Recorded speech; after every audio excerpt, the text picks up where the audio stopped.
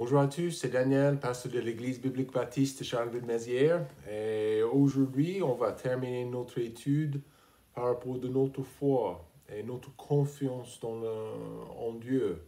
Et ça fait quelques semaines que nous avons examiné la peur, la paix disponible en Christ, l'inconnu, et certainement que vous êtes au courant que la situation à l'Est, l'Ukraine, que ça continue, ça se dégrade toujours et on doit prier pour les fidèles, pour les gens, les innocents là-bas dans cette affaire. Donc, on doit prier pour eux, on va prier tout de suite.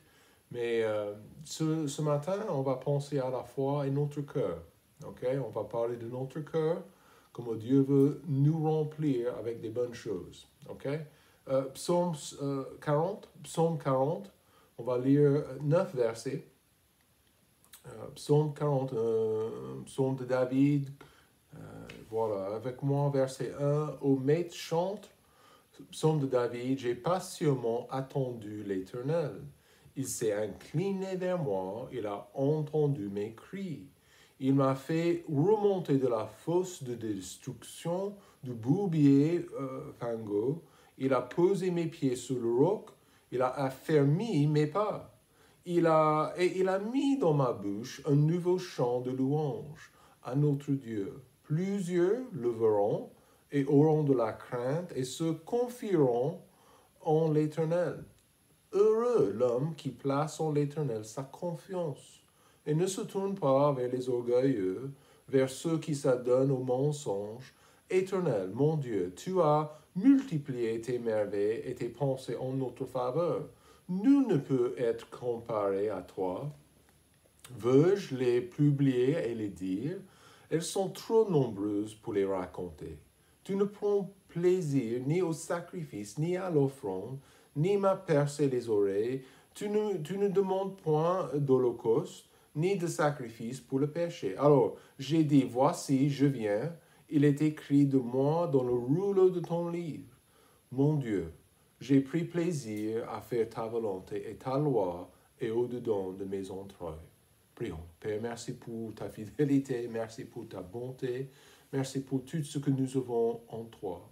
Je te demande de remplir nos cœurs avec des bonnes choses aujourd'hui. Bénis-nous, bénis cette étude et aide-nous, Père, de te faire confiance chaque jour, même face à l'inconnu, même quand les peurs se lèvent contre nous. Donc, donne-nous la confiance, le courage pour continuer dans cette vie chrétienne. On a besoin de ton aide. Au nom de Jésus, nous prions. Amen. Je me souviens pendant ma jeunesse, mon enfance, en fait, je n'avais que 4 ou 5 ans. Un de mes premiers souvenirs, c'était de mes parents. On a lu la Bible ensemble. Évidemment, à 5 ans, je n'ai rien lu, mais une chose lorsque j'ai appris à lire, mes parents, ils ont mis sur juste des papiers, ils ont noté des versets bibliques. Et en fait, on les a mémorisés ensemble comme une famille. Et ça, c'est un bon souvenir, en fait. Et pour moi, de penser même maintenant, il y a certains versets, quand je les lis, je lis un verset cette semaine, Jérémie 33. Et donc, il y a toujours des versets bibliques que je lis ou quand dans mes études, je les vois. Ça me rappelle de comment je les ai mémorisés avec ma famille, mes parents. Ça, c'est un bon souvenir, en fait. Et en fait, ça, c'est quelque chose que nous devrions faire avec nos petites, avec nos familles. Et même s'il n'y a pas de famille, je dois mémoriser la parole de Dieu. Mais pourquoi? Parce que même moi, j'aurai 46 ans en juin et je vois comment mes parents, ils ont mis quelque chose dans mon cœur. Ils ont rempli mon cœur avec quelque chose très, très important, la parole de Dieu. Et vous savez, chaque chose, chaque jour, le monde est en train de remplir votre cœur avec quelque chose. Et la plupart du temps, vous savez comme moi que ce n'est pas de bonnes choses, d'accord? Mais on doit comprendre, même aujourd'hui, que nos cœurs sont remplis avec quelque chose. Ça peut être une émission, ça peut être des sentiments, ça peut être aussi la peur, comme on a déjà étudié, ça peut être toutes sortes de choses, mais on doit voir ce que, dans ce passage, en Psaume 40, ce que Dieu veut il veut nous remplir, ok? Il veut remplir nos cœurs, et quand nous disons nos cœurs, ce n'est pas le petit truc dans notre poitrine qui bat, ok? C'est vraiment nos pensées et notre volonté dans notre vie, d'accord? Et c'est naturel comme des humains pour nous d'être touchés par la peur. Pensons à cette guerre, pensons à l'instabilité dans le monde. Ce monde est rempli de beaucoup de problèmes. On est d'accord. Le résultat, et nos cœurs sont émus par les circonstances et sont entièrement hors, ces circonstances sont largement hors de notre contrôle. En Job, chapitre 5, verset 7, verset 6, la souffrance ne sort pas de la poussière et la peine ne germe pas du sol, de sorte que l'homme soit né pour la peine. Des difficultés, des problèmes, comme l'étincelle pour voler en eau. Donc, c'est comme ça dans cette vie, dans ce monde. Des problèmes, des crises. Et les crises touchent les pays de notre monde et ça, elles peuvent toucher aussi notre cœur. Moi, c'est comme ça. Le cœur est la racine de nos choix, comme je viens de dire, notre volonté, notre mémoire et notre futur. Donc, si le cœur est rempli avec des mauvaises choses, le péché, la peur, alors ça sera difficile pour nous de maintenir un équilibre que Dieu veut. En fait, ce n'est jamais sa volonté pour que je sois instable dans ma vie quotidienne. Peut-être vous vous rappelez de ce que Jésus a dit en Jean 14. Il a dit que votre cœur ne se trouble point. Croyez en Dieu, croyez aussi en moi. Très direct, très simple. Que votre cœur ne se trouble point. Pourquoi est-ce qu'il a dit ça? Parce qu'il sait bien que nous, comme des humains, nous avons une tendance à être troublés, à être perturbés, à être instables, déséquilibrés. Et si vous êtes troublé aujourd'hui par les circonstances dans votre vie, par les actualités dans le monde, ce message, c'est un petit rappel de faire confiance à Christ, de faire confiance à Dieu, de se fixer les yeux sur lui. Il ne va jamais nous échouer. Jamais, jamais, jamais, jamais, jamais. Et nous voyons dans ce passage un homme qui est ému par la fidélité de Dieu et par ses œuvres dans sa vie. David, il a mis Dieu à l'épreuve beaucoup de fois. Vous pouvez trouver son histoire en 1 Samuel, aussi en 2 Samuel, et vous trouvez là le début, le milieu et la fin de sa vie. Il n'était pas parfait. Il était un homme qui était imparfait. Mais il a découvert les merveilles de Dieu dans sa vie. Dieu était fidèle. Dieu, il est toujours fidèle en 2022. Il est toujours là. Nous devons chercher à avoir un cœur rempli par Dieu. Ne pas laisser le monde remplir votre cœur avec leurs bêtises ou avec leurs pensées qui n'ont rien du tout avec Dieu. C'est Dieu qui veut nous soutenir. C'est Dieu qui veut nous guider. Qui veut nous encourager? C'est Dieu. Malheureusement, nous échouons d'aller à lui à la première indication d'un souci, quoi que ce soit dans notre vie. On s'inquiète et des fois, on cherche notre propre solution. Et ce n'est pas choquant, quoi, que le cœur est rempli de crainte. Je veux vous dire ce matin que nous avons la Bible pour cette raison. D'accord? Même pensons à ce que mes parents ont déposé dans mon cœur et dans ma vie à cet âge jeune. OK? Donc, Dieu veut nous remplir avec sa force et son aide. Donc, j'ai expliqué la semaine dernière, la Bible, la force de la parole, si elle remplit nos pensées, si elle remplit nos cœurs, va largement, qu'est-ce que ça va faire? Elles vont changer la direction de notre vie et l'état de notre esprit. Je suis déjà sauvé. J'ai accepté Christ comme sauveur personnel quand j'avais 14 ans. Je dois vous dire, le fait que j'ai commencé vers ça, de lire la Bible, et je continue pendant 30 ans de lire la Bible et de déposer les pensées divines et les commandements divins, et de voir comment ça fait une grosse différence dans la stabilité de mon cœur. C'est énorme ça. Maintenant que j'ai mes enfants, les enfants de moi, et je veux que ça change leur vie aussi. Donc, c'est comme un puits, le cœur. Jérémie, chapitre 15, verset 16, la Bible dit ceci: « Dès que j'ai trouvé ta parole, je les ai dévorées. Et tes paroles sont la joie et l'allégresse de mon cœur, car ton nom est invoqué sous moi, Éternel, Dieu des armées. » Quel puits! Vous savez comme moi, on va sortir ce que nous déposons dans notre cœur, pour le bien ou pour le mal, n'est-ce pas? C'est toujours comme ça, et c'est comme un puits. Le cœur est profond. Le cœur est, pour nous, c'est très sensible. Le cœur est profond et on doit faire attention. La foi est notre cœur. Notre cœur va être rempli avec quelque chose.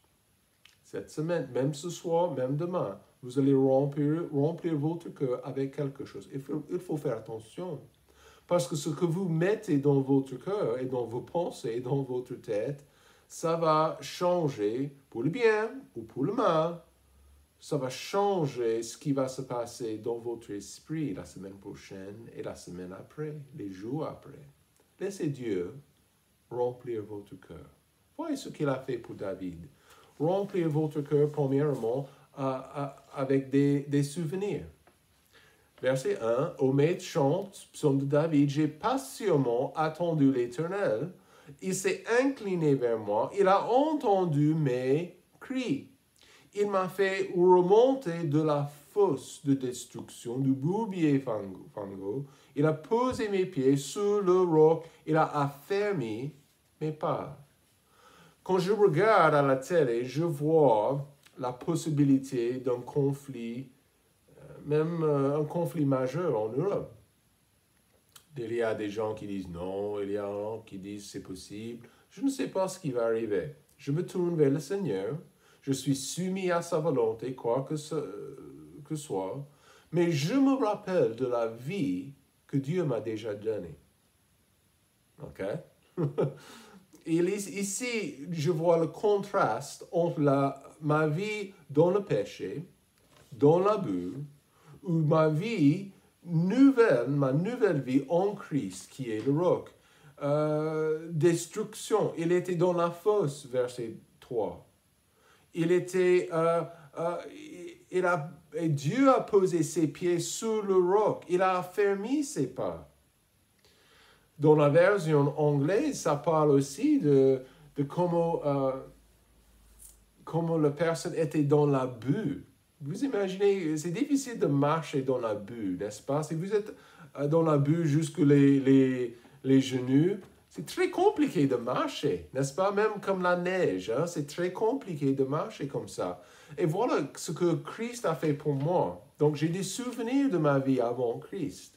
J'ai des souvenirs de ce que j'avais avant, sans lui. Pas rien du tout, en fait. Donc, le contraste, c'est énorme ici. Le miracle que Dieu est dans ma vie aujourd'hui.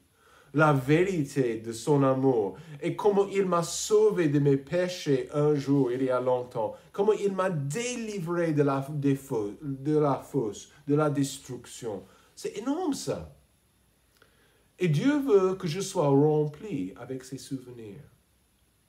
Parce que ça me mène à des louanges, n'est-ce pas? De penser que Christ m'a sauvé, il s'est sacrifié à la croix pour moi.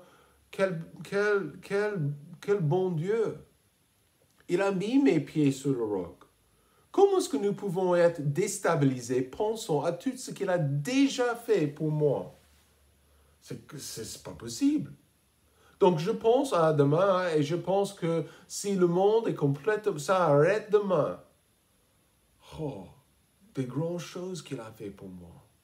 Des souvenirs, des bons souvenirs de sa bonté et de son amour et de ses réponses à mes prières, le miracle de son pardon, les promesses pour un avenir avec lui. Énorme, énorme. Les souvenirs des réponses. Pensez à votre vie aujourd'hui.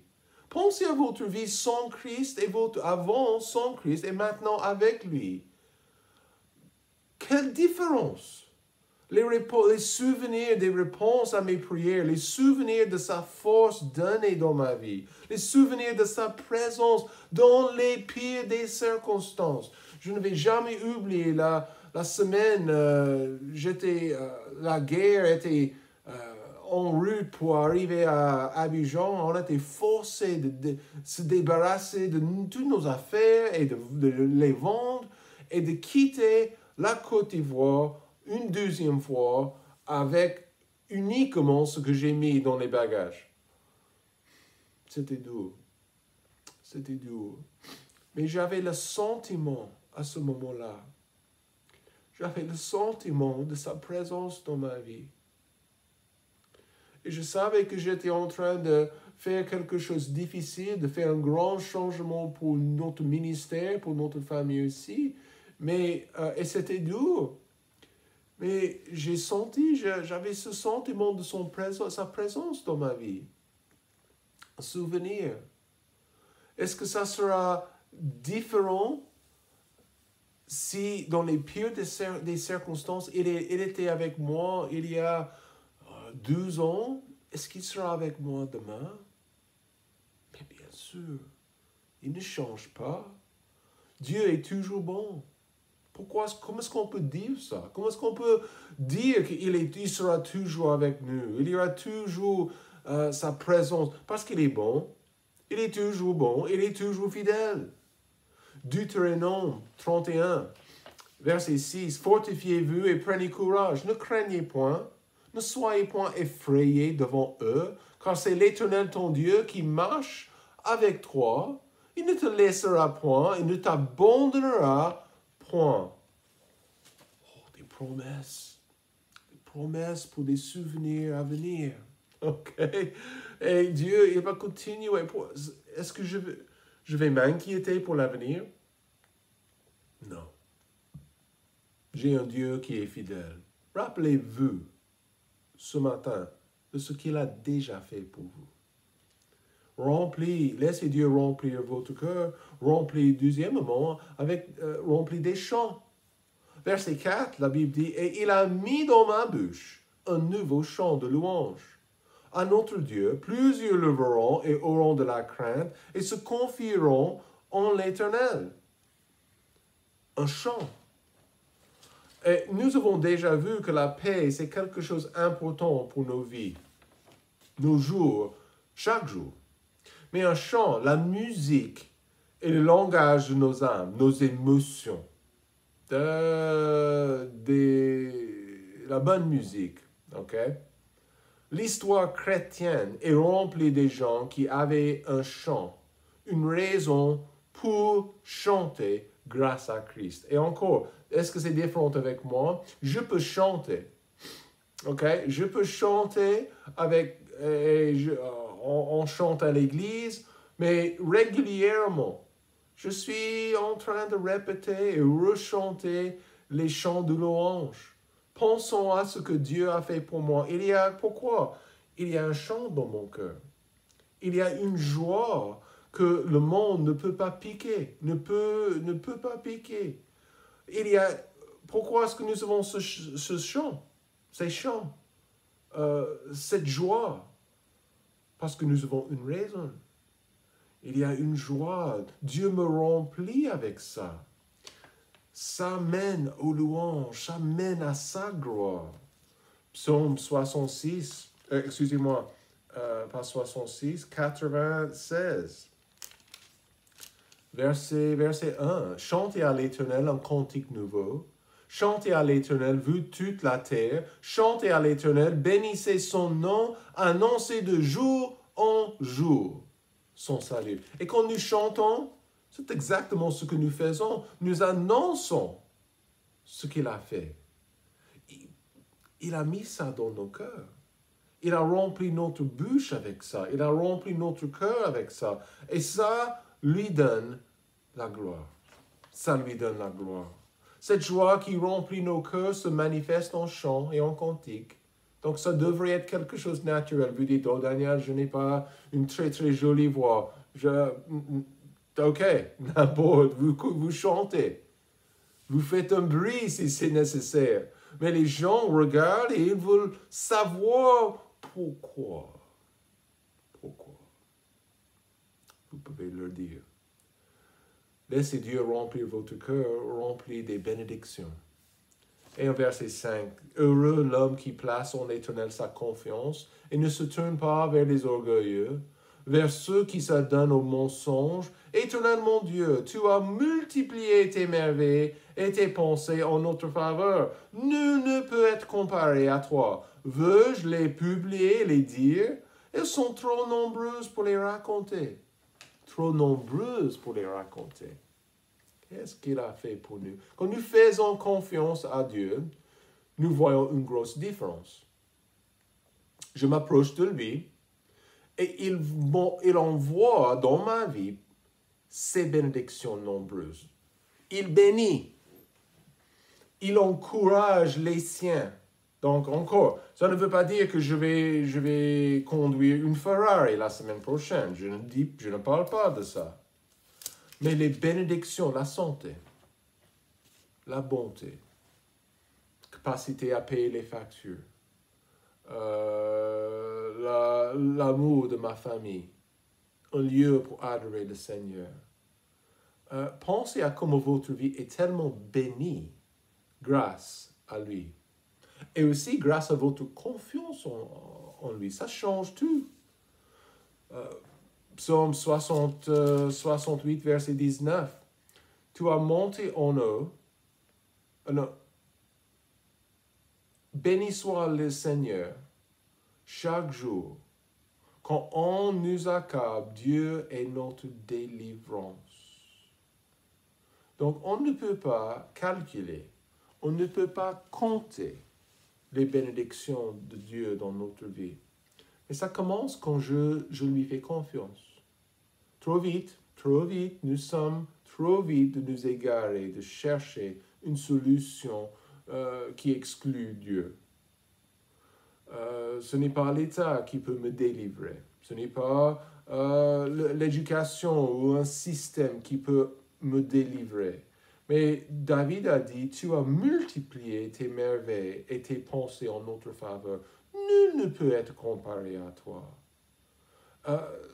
Veux-je les publier, les dire? Elles sont trop nombreuses pour les raconter. C'est ça. Dieu bénit les siens.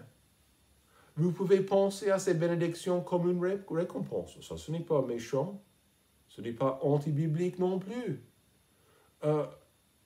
Dieu récompense, il bénit les siens, leur fidélité, leur obéissance. Il bénit celui qui le sert énormément, largement. Ses œuvres pour nous. Il y a ses pensées aussi. Il œuvre pour nous, mais il pense à nous. Et c'est ça, là, dans verset 6. C'est penser en notre faveur. On a vraiment un bon Dieu. S'il est au courant des cheveux sur ma tête, il s'occupera de moi. Il va me bénir. Et en plus, des fois, je vais voir comment il me remplit des bénédictions. Rempli, ça c'est une jolie pensée. Rempli des bénédictions divines. On ne mérite pas ça. Donc, quatrième chose. Laissez Dieu remplir votre cœur. Il nous remplit d'un but. Verset 7. Tu ne prends pas plaisir ni au sacrifice ni à l'offrande.